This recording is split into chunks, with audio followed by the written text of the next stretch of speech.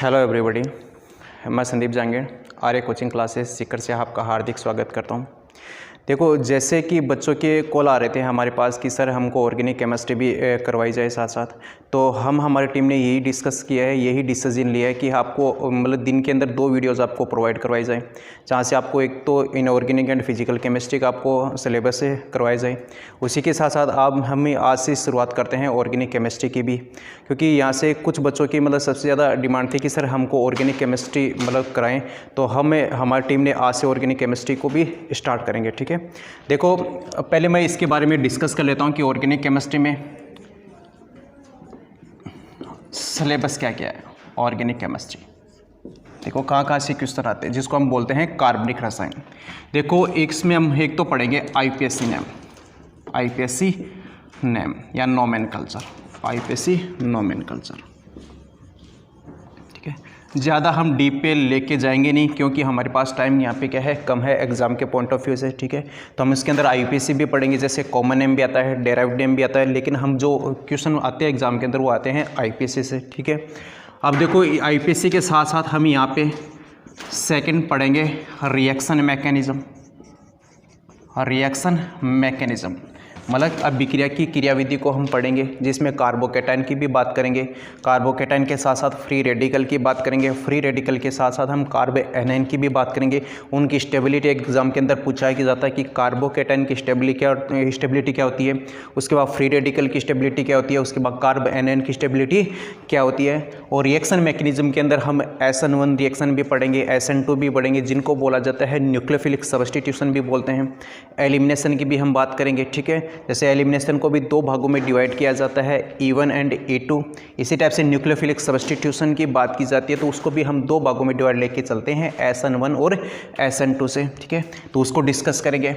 उसके बाद देखो यहाँ पे आता है हाइड्रोकार्बन, थर्ड चैप्टर हम बात करेंगे हाइड्रोकार्बन्स की।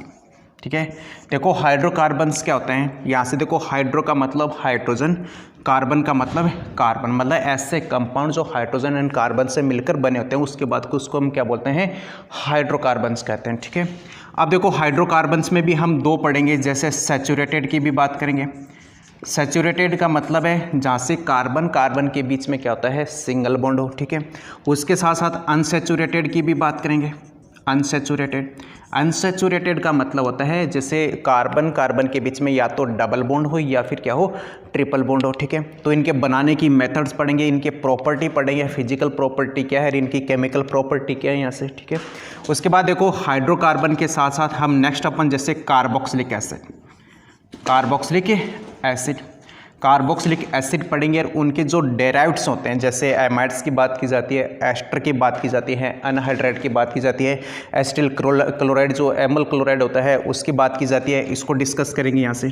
ठीक है, उसके बाद देखो कार्बोनिल कंपाउंड में जहाँ से एल्डिहाइड के साथ साथ हम पढ़ेंगे कीटोन, एल्डिहाइड एंड कीटोन को डिस्कस करेंगे। यहाँ पे एल्डिहाइड क्या है और कीटोन को डिस्कस करेंगे, इनके बनाने की मेथड्स को डिस्कस करेंगे। नेक्स्ट जो चैप्टर हम बात करेंगे, जैसे एल्कोहल के साथ साथ फिनॉल,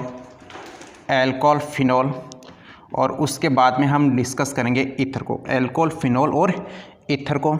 इसी टाइप से मैं हैलाइड्स की बात करता हूँ, हैलाइड्स में, और हैलाइड्स के अंदर हेलो एल्केन पढ़ेंगे, और हेलो एल्केन के साथ साथ हेलो एरिन्स पढ़ा जाता है। ठीक है, तो यहाँ पे देखो ये मेन होते हैं जो ऑर्गेनिक केमिस्ट्री के अंदर क्वेश्चन आते हैं, आपके 10 क्वेश्चन आएंगे। 10 क्वेश्चन का मतलब यहाँ पे जो वेटेज है वो वेटेज है 40 मार्क्स का। कितने का आ गया, 40 मार्क्स का। तो यहाँ से क्वेश्चन देखो मैक्सिमम नोमेनकल्चर से पूछ सकता है, रिएक्शन मैकेनिज्म से पूछ सकता है, जो यहाँ पे जो ऑर्गेनिक का जो पार्ट है, हाइड्रोकार्बन्स की बात करो या कार्बोक्सिलिक एसिड की बात करो, एल्डिहाइड एंड कीटोन्स की बात करो, या एल्कोहल, फिनॉल, ईथर की बात करें, या फिर हैलाइड्स की बात करें, तो इनमें से आपको देखो 10 क्वेश्चन के अंदर से तो आपको मैक्सिमम जो है 2 से 3 क्वेश्चन तो आपको नेम रिएक्शन देखने को मिलेगी।